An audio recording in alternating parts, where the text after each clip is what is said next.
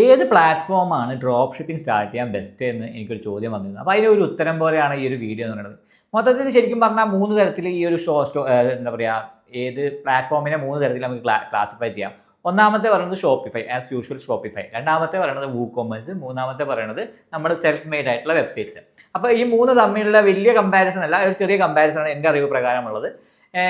നമ്മൾ വൂകോമേഴ്സ് ആണ് പറയുന്നത്. വൂകോമേഴ്സ് എന്ന് പറയുന്നത് ശരിക്കും പറഞ്ഞു കഴിഞ്ഞാൽ വേർഡ് പ്രസിൻ്റെ ഒരു പ്ലഗിനാണ്. ആ പ്ലഗിൻ ഉപയോഗിച്ച് നമുക്ക് different type of themes base ചെയ്തിട്ടുള്ള വെബ്സൈറ്റ്സ് ക്രിയേറ്റ് ചെയ്യാൻ പറ്റും. അതേപോലെ ഇ കൊമേഴ്സ് വെബ്സൈറ്റ് തന്നെ സെറ്റ് ആക്കാൻ പറ്റുന്ന ഒരു ഓപ്ഷൻ ഉണ്ട്.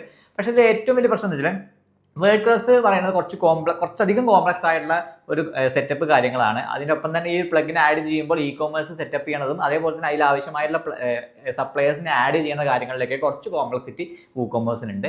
പിന്നെ സ്വന്തം വെബ്സൈറ്റ് ക്രിയേറ്റ് ചെയ്യണമെങ്കിൽ സ്വന്തം കയ്യിൽ സപ്ലയേഴ്സും അതേപോലെ തന്നെ കുറച്ചധികം ഇൻവെസ്റ്റ്മെൻറ്റ് കാര്യങ്ങളും എഫേർട്ടും കാര്യങ്ങളും എടുത്തിട്ട് വേണ്ടി വരും നമ്മൾ സ്വന്തമായിട്ടുള്ള ഒരു വെബ്സൈറ്റ് ക്രിയേറ്റ് ചെയ്യുന്ന ഒരു അവസ്ഥ വരുന്നത്. പക്ഷേ ഷോപ്പിഫൈ ആണ് ഞാൻ എല്ലാവർക്കും സജസ്റ്റ് ചെയ്യുക. കാരണം എന്തെന്ന് വെച്ചാൽ ഷോപ്പിഫൈൻ്റെ കേസിൽ ഞാൻ ആൾറെഡി പറഞ്ഞ പോലെ തന്നെ 3 മാസത്തേക്ക് 20 രൂപയെ വരുന്നുള്ളൂ. ഓരോ മാസം 20 രൂപ വെച്ചിട്ട് 3 മാസത്തേക്ക് നിങ്ങൾക്ക് ട്രൈ ചെയ്ത് നോക്കാവുന്നതാണ്. അത് കഴിഞ്ഞിട്ട് ഏകദേശം 2000 പെർ മന്ത് ആണ് ബേസിക്കിൽ വരുന്നത്. ആ ബേസിക്കിൽ തന്നെ എല്ലാത്തിനും കവർ ചെയ്തിട്ടുണ്ട്. ഇതിൽ എന്താ ഏറ്റവും വലിയ പ്രത്യേകത എന്ന് പറയുന്നത്, ആൾറെഡി കുറേ ഡ്രോപ്പ് ഷിപ്പിംഗ് സപ്ലൈസ് ഷോപ്പിഫൈ ആയിട്ട് ഇൻറ്റഗ്രേറ്റ് ചെയ്തിട്ടുണ്ട്.